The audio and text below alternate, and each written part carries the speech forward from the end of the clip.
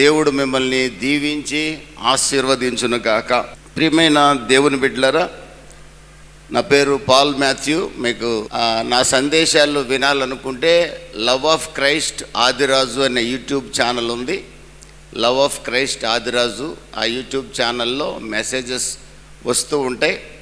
అలాగే ఫేస్బుక్ కూడా Adiraju Paul Matthew ఉంది, దాంట్లో కూడా మీరు వీక్షించవచ్చు. అలాగే ప్రతి సోమవారము, గురువారము, శనివారము జూమ్ మీటింగ్ జరుగుతుంది. దాంట్లో శనివారం ప్రకటన గ్రంథం మీద బైబిల్ స్టడీ జరుగుతూ ఉంది. దాన్ని కూడా ఎవరైనా మీరు సంఘ కార్యక్రమాల్లో లేని వారు జాయిన్ కావచ్చు. ఇవన్నీ కూడా ఈవినింగ్ 7:30కి స్టార్ట్ అయ్యి 9 o'clock వరకు జరుగుతాయి. మీరు మీ సమయాన్ని బట్టి జాయిన్ కావడానికి మీరు ఇష్టపడితే తప్పనిసరిగా జాయిన్ కావచ్చు. No entry fees, no ending fees, కాబట్టి ఎలాంటి ఫీజులు ఏమీ లేవు. కనుక మీరు ఉచితంగా ప్రభు నాకు ఇచ్చిన దర్శనాన్ని బట్టి వాక్యంలో స్థిరపడి ప్రభు రాజ్యానికి వారసులు కావాలని నేను కోరుకుంటున్నాను. దేవునికి మహిమ కలుగును గాక. ఎఫెసీలకు రాసిన పత్రిక 6వ అధ్యాయము 24వ వాక్యాన్ని నేను చదువుతాను. మన ప్రభు అయిన యేసుక్రీస్తును శాశ్వతమైన ప్రేమతో ప్రేమించు వారందరికీ కృప కలుగును గాక. ఈ మాట నన్ను ఆకర్షించింది. కృప అనేది అన్మెరిటెడ్ ఫేవర్ కదా. ఒక వ్యక్తి యోగ్యత లేని ఒక వ్యక్తిని యోగ్యునిగా చేసేది కృప. ఒక వ్యక్తి ఏమాత్రము ప్రేమకు పాత్రుడు కాడు, ఆదరించబడటానికి అర్హుడు కాడు. అలాంటి వ్యక్తిని ప్రేమించేదే కదా కృప. అలాంటి వ్యక్తిని ఆదరించేదే కదా కృప అని నేను ఆలోచిస్తూ మరలా ప్రభువుని శాశ్వతమైన ప్రేమతో ప్రేమించు వారికి కృప కలుగునుగాక అని వ్రాయబట్టంలో అర్థం ఏమిటి అని ఒకసారి నేను ఆలోచించినప్పుడు, ప్రియమైన దేవుని బిడ్డలారా, రక్షించిన కృప వేరు, ఇక్కడ రాయబడిన ఈ కృప వేరని పరిశుద్ధాత్మ దేవుడు బయలుపరచగా ఆ మాటలు మీతో పంచుకోవాలని ఆశపడుచున్నాను. కృప శాశ్వతమైన కృప, నిత్యమైన కృప, సత్య కృప. ట్రూ గ్రేస్ ఉంది, ఎటర్నల్ గ్రేస్ ఉంది, గ్రేస్ ఉంది. ప్రేమ, అత్యున్నతమైన ప్రేమ, ఉన్నతమైన ప్రేమ, శాశ్వతమైన ప్రేమ, అచంచలమైన విశ్వాసం, గొప్ప విశ్వాసం. ఇలాగ విశ్వాసంలో మనం గ్రేడ్స్ ఉన్నాయి, ప్రేమలో కూడా గ్రేడ్స్ ఉన్నాయి. అలాగే కృపలో కూడా కొన్ని విభాగాలుగా కృప విభజించబడినట్లుగా ఒక దైవజనుడిగా నేను గ్రహించగలిగాను. థియాలజీలు అవి ఏమీ నేను చేయకపోయినప్పటికీ కూడా ప్రభు నాకు ప్రేరేపించిన, నాకు బయలుపరిచిన మాటల్ని మీతో పంచుకొని మీ మధ్య నుండి వెళ్ళాలని ఆశపడుచున్నాను. పేతురు రాసిన మొదటి పత్రిక 5వ అధ్యాయం 12వ వాక్యంలో పేతురు గారు అంటున్నాడు. పేతురు రాసిన మొదటి పత్రిక 5వ అధ్యాయం 12వ వాక్యంలో సత్య కృప అంటున్నాడు. అదే పేతురు గారు మరొక చోట నిత్య కృప అంటాడు. ప్రియమైన దేవుని బిడ్డలారా, ఈ సత్య కృప ఏంటి, నిత్య కృప ఏమిటి, అసలు కృప ఏమిటి అని ఆలోచించినప్పుడు, కృప అంటే మనకు బాగా తెలుసు.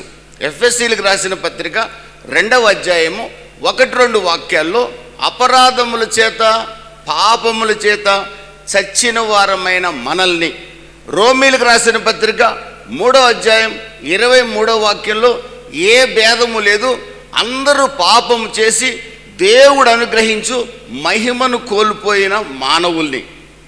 అదే రోమీలకు రాసిన పత్రిక, నీతిమంతుడు లేడు, ఒక్కడు లేడు, ప్రతి వాని గొంతుక తెరచిన సమాధి.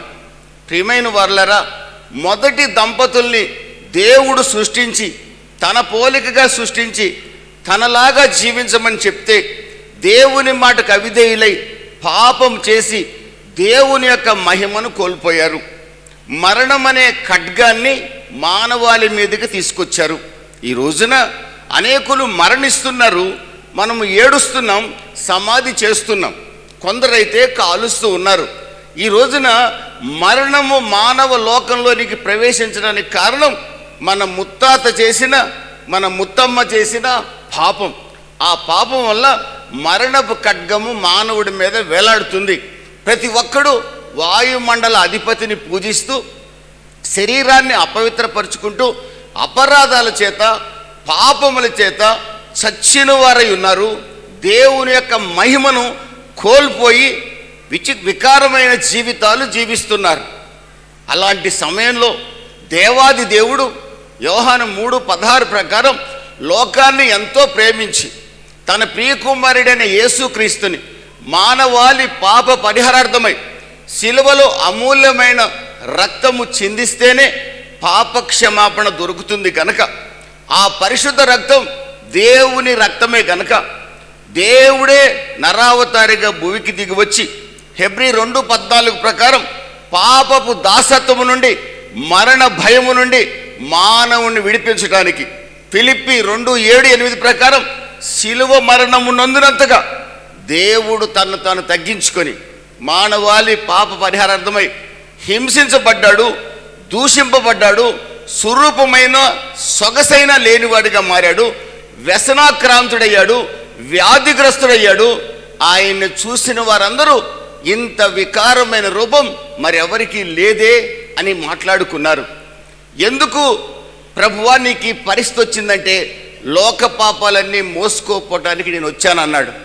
అయితే వచ్చిన నీ ఉద్దేశం ఎలా నెరవేరుతుంది అని అడిగితే, అపరాధాల చేత పాపముల చేత మీరు చచ్చిపోయి ఉన్నారు కదా, చచ్చిన మీరు రక్తము చిందించిన నన్ను గుర్తించి ప్రభువా నన్ను క్షమించమని అడిగితే నా పరిశుద్ధ రక్తంతో మిమ్మల్ని నీతిమంతులుగా తీర్చడానికి నేను సిద్ధంగా ఉన్నాను. మీకు రక్షణ ఇచ్చేది నా కృప మాత్రమే. దేవునికి స్తోత్రం కలుగును గాక. హల్లెలూయా.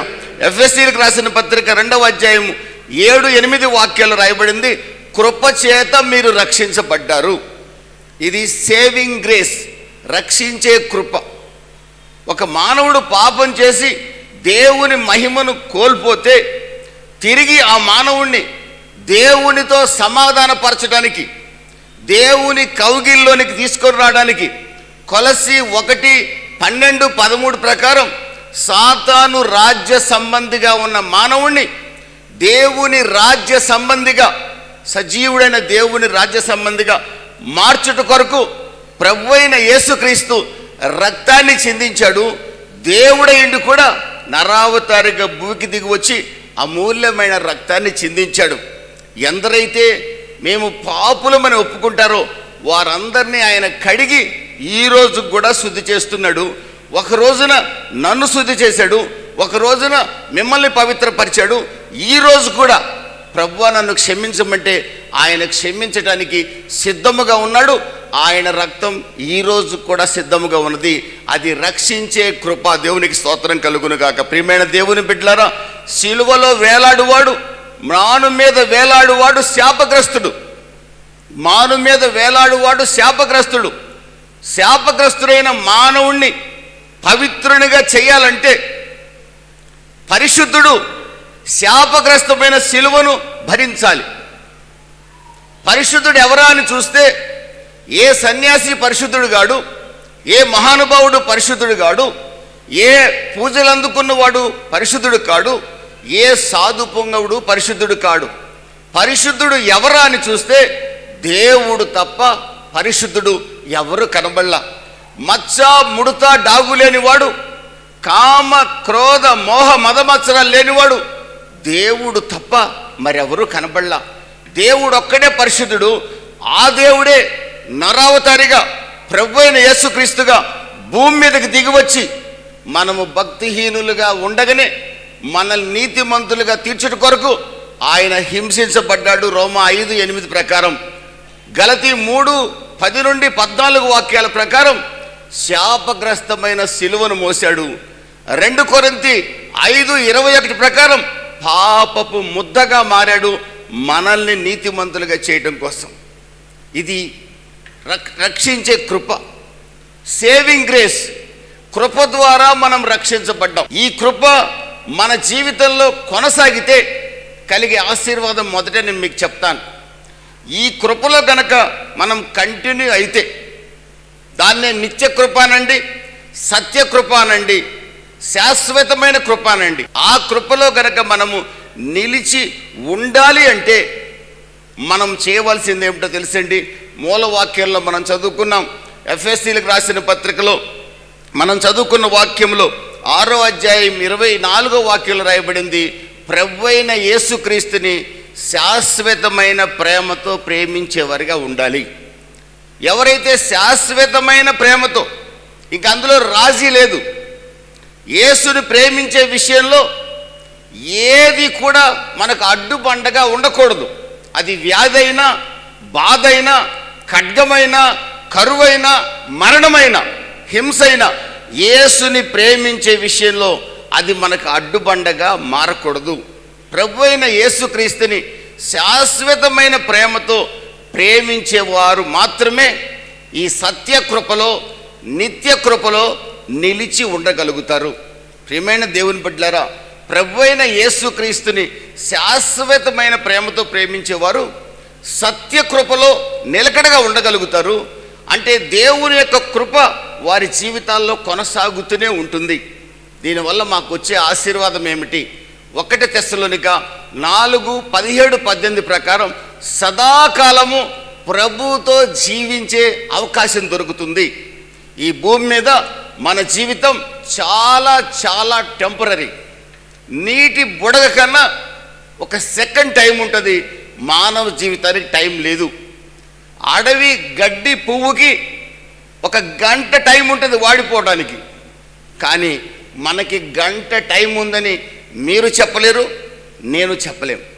ప్రియమైన దేవుని బిడ్డలారా, అల్పమైనది ఈ మానవ జీవిత పరిమాణం. ఈ పరిమాణం అనేది ఎప్పుడనేది మనకు తెలియదు. మన కాలగతులన్నీ సృష్టించిన సృష్టికర్త చేతిలో ఉన్నాయి.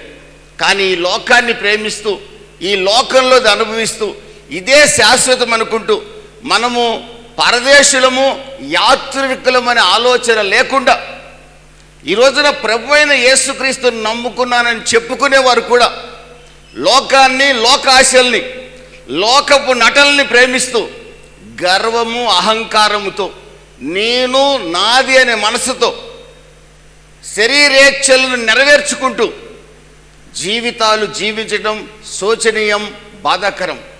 అలాంటి వారు కృప ద్వారా రక్షించబడిన సదాకాలం ప్రభువుతో ఉండే అవకాశము లేదు. నేను రక్షించబడ్డాను, నాకు పరలోక రాజ్యం గ్యారంటీ అని ఎవరైనా అనుకుంటే అది పొరపాటు. రక్షించబడిన మనము రక్షణలో కొనసాగి తీరాలి.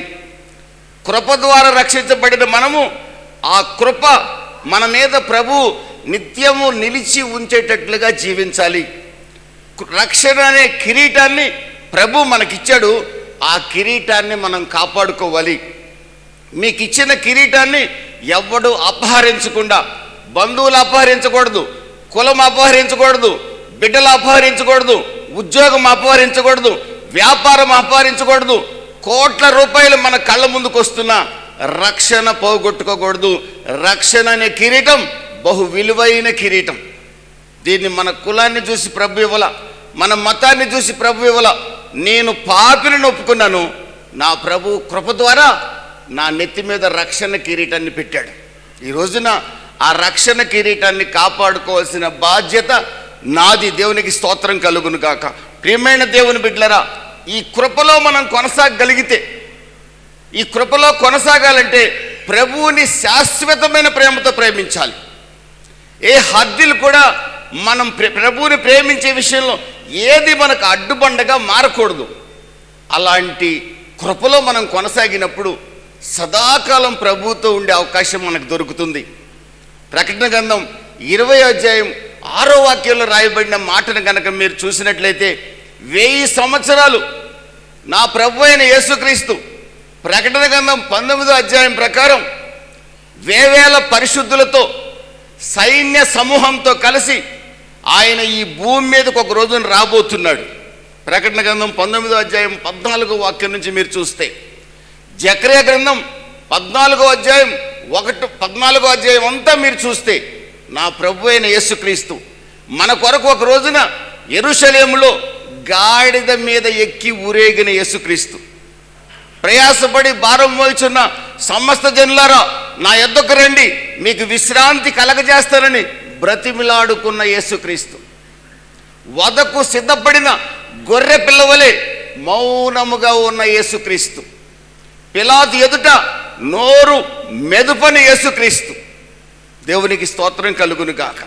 బూదిగంత నివాసులారా రక్షణ పొందండి, రక్షణ పొందండి, రక్షణ పొందండి అని మనల్ని ఆహ్వానించిన యేసుక్రీస్తు, మన కొరకు ఉమ్మి వేయించుకున్న యేసుక్రీస్తు, మన కొరకు పిడిగుద్దులు తిన్న యేసుక్రీస్తు, మన కొరకు వీపు సాళ్లుగా దున్నించుకున్న యేసుక్రీస్తు, మన కొరకు మేకులు కొట్టించుకున్న యేసుక్రీస్తు ఒక రోజున యూదా గోత్రపు సింహముగా ఈ లోకాన్ని నాశనం చేస్తున్న అపవాదిని, ఈ లోకాన్ని నాశనం చేస్తున్న అబద్ధపు మతాలను, ఈ లోకాన్ని నడిపిస్తున్న సాతానును, ఏ లోకాన్నైతే ఈ రోజున మనం ప్రేమిస్తున్నామో ఆ లోకాన్ని, ఏ ఆశలనైతే మనం కోరుకుంటున్నామో ఆ ఆశలన్నిటినీ కూడా, వాటికి నాయకత్వం వహించే యాంటీ క్రైస్ట్ అంత్యక్రీస్తుని, అబద్ధ ప్రవక్తని నాశనం చేయటం కోసం, నిత్యాగ్ని గుండంలోకి పంపించడం కోసం ప్రభువైన యేసుక్రీస్తు మేఘాల మీద రాబోతున్నాడు. మేఘాల మీదకి వచ్చిన ప్రభువైన యేసుక్రీస్తు అంత్యక్రీస్తుని, అబద్ధ ప్రవక్తని నిత్యాగ్ని గుండంలో వేస్తాడు. ఆ తర్వాత ఈ లోకాన్ని నడిపిస్తున్న యుగ సంబంధమైన దేవత, ఈ రోజున యేసు ప్రభువుని తెలుసుకోవాలని ఉంటుంది కొంతమందికి, కానీ నా కులమో అంటాడు ఒకడు. యేసు ప్రభువుని తెలుసుకోవాలని ఉంటుంది ఒకడికి, కానీ నా ఉద్యోగమో అంటాడు ఒకడు. నా ఉద్యోగంలో, ఇంత పెద్ద ఉద్యోగంలో ఉండి నేను యేసు ప్రభువుని నమ్ముకుంటే అవమానిస్తారేమో అనుకుంటాడు మరొకడు. ఈ అనుమానాలకి, ఈ అపనమ్మకాలకి, ఈ కులతత్వానికి, ఈ ఉద్యోగతత్వానికి, ఈ ధనతత్వానికి కారకుడు ఒక మనిషిలో కలగజేసేవాడు ఎవడో తెలుసా? యుగ సంబంధమైన దేవత. వాడి పేరే సాతాను. ఈ లోకాన్ని పరిపాలించేవాడు. వాడు నరహంతకుడు, వాడు దొంగ, వాడు అబద్ధికుడు. కుటుంబాలు పాడైపోతుంటే సంతోషపడేవాడు సాతాను, కుటుంబాలు సంతోషంగా ఉండాలని కోరుకునేవాడు నేను ప్రకటిస్తున్న యేసుక్రీస్తు. దేవునికి స్తోత్రం కలుగును గాక. ఒక కుటుంబం సమాధానంగా సంతోషంగా ఉండడం నా ప్రభు చూసి ఆనందిస్తాడు. సాతాను భార్యాభర్తలు పిల్లలు కలిసి సంతోషంగా ఉండటం వాడు సహించలేడు, వాడు దుఃఖపడుతుంటాడు. ఏ విధంగానైనా కుటుంబాన్ని చిన్న భిన్నం చేయాలని చూస్తాడు. ప్రియమైన దేవుని బిడ్డలారా, సాతాను తంత్రములు మనము ఎరుగని వారిగా ఉండకూడదు. ఇంత పెద్ద మందిరంలో ఇన్ని మాటలు దైవజనుల ద్వారా మీరు గత కాలం నుంచి వింటున్న మీరు సాతాను తంత్రాలను గుర్తించాలి. యేసుని ప్రేమించే విషయంలో మనకి ఏదైనా అడ్డుబండగా మారిందంటే ఆ అడ్డుబండ మన కళ్ళ ఎదుట పెట్టింది సాతానుగాడని గుర్తించాలి. అది రోగమే కావచ్చు, అది మరణమే కావచ్చు, అది ఏమైనా కావచ్చు. నా ప్రియమైన దేవుని బిడ్డలారా, యేసుని శాశ్వతమైన ప్రేమతో ప్రేమించే పరుగులో నేను పరిగెత్తుతున్నాను.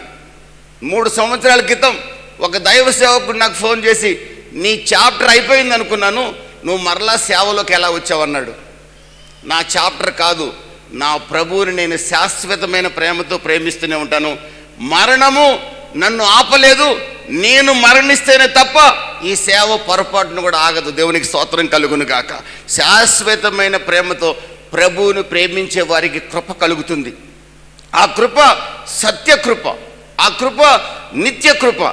ఆ కృప మనల్ని ప్రభు దగ్గరికి తీసుకెళ్తుంది. సదాకాలం ప్రభు దగ్గరికి జీవించే వారిగా మనల్ని చేస్తుంది. ప్రభు అయిన యేసుక్రీస్తు యెరూషలేము పట్టణాన్ని రాజధానిగా చేసుకొని 1000 ఏళ్ళు ఈ భూమిని పరిపాలించబోతున్నాడు. దేవునికి మహిమ కలుగును గాక. హల్లెలూయా. యెరూషలేము పట్టణాన్ని రాజధానిగా చేసుకొని 1000 ఏళ్ళు నా ప్రభు పరిపాలించబోతున్నాడు. ఇదే భూమి మీద, ఇదే నేల మీద. ఎక్కడుందండి? ప్రకటన గ్రంథం 20వ అధ్యాయంలో ఉందండి.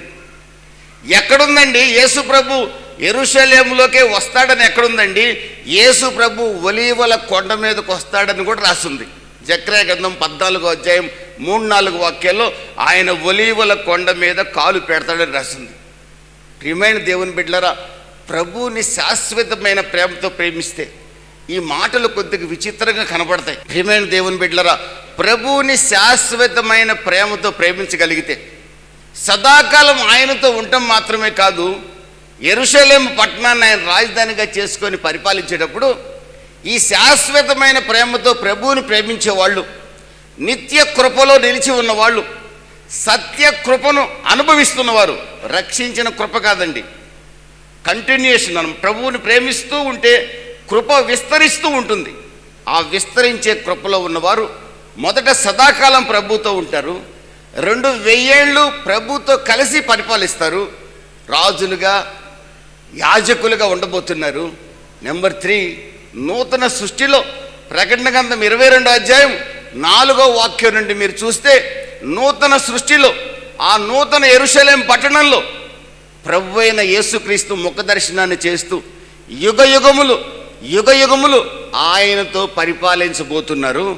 నెంబర్ 4, ప్రకటన గ్రంథం 3వ అధ్యాయం 21వ వాక్యం ప్రకారం మనము జయించాము గనక, శాశ్వతమైన ప్రేమతో ప్రభువుని ప్రేమించాము గనక, నిత్యమైన కృప మన మీద నిలిచి ఉన్నది గనక, సత్యమైన కృప మన మీద నిలిచి ఉన్నది గనక, శ్రమల్లో కూడా మనం ప్రభువు నుండి దూరంగా పోలేదు గనక, నా ప్రియమైన దేవుని బిడ్డలారా, జయించిన వారిని తన సింహాసనంలో కూర్చోబెట్టుకుంటానని ప్రభువు వాగ్దానం చేశాడు.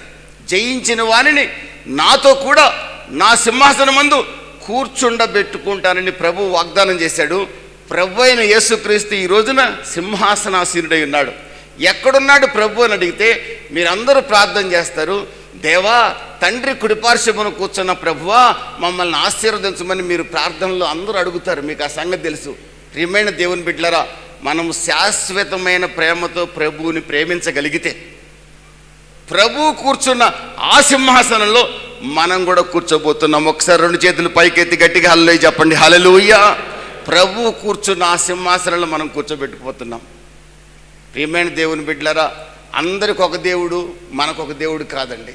మన దేవుడు మరణాన్ని జయించి తిరిగి లేచినవాడు. దేవునికి స్తోత్రం కలుగును గాక. మన దేవుడు నిర్గమ 3వ అధ్యాయము 7, 8, 9 వాక్యాల ప్రకారం మన ప్రార్థన ఆలకించువాడు, మన కన్నీరు చూసేవాడు, మన వేదనలు తెలిసినవాడు, మన కష్టాలు తెలిసినవాడు, మనకు సహాయం చేయగలిగినవాడు. ఆయన శోధింపబడ్డాడు కానీ పాపము చేయలేదు గనుకనే శోధింపబడుతున్న మనకు సహాయం చేయడానికి ప్రభు అయిన యేసుక్రీస్తు ఈరోజు కూడా సిద్ధముగా ఉన్నాడు. ఎక్కడుందండి అంటే హెబ్రీలకు రాసిన పత్రిక 4వ అధ్యాయం 13వ వాక్యం నుంచి మీరు చదువుకుంటూ వస్తే ఈ మాట రాయబడింది. ఈ రోజున థ్రోన్ ఆఫ్ గ్రేస్, కృపా సింహాసనం, నా ప్రభు అయిన యేసుక్రీస్తు యొక్క కృపా సింహాసనం శోధింపబడుతున్న మనకు సహాయం చేయడానికి ఈరోజు కూడా సిద్ధంగా ఉంది. కనుక కంగారు పడకండి, కలవరపడకండి. ప్రభు సెలవిస్తున్న మాట, శాశ్వతమైన ప్రేమతో నన్ను ప్రేమించండి, సదాకాలం మీరు నాతో జీవించే అనుభవంలోకి మిమ్మల్ని నడిపిస్తానని ప్రభు సెలవిస్తున్నాడు.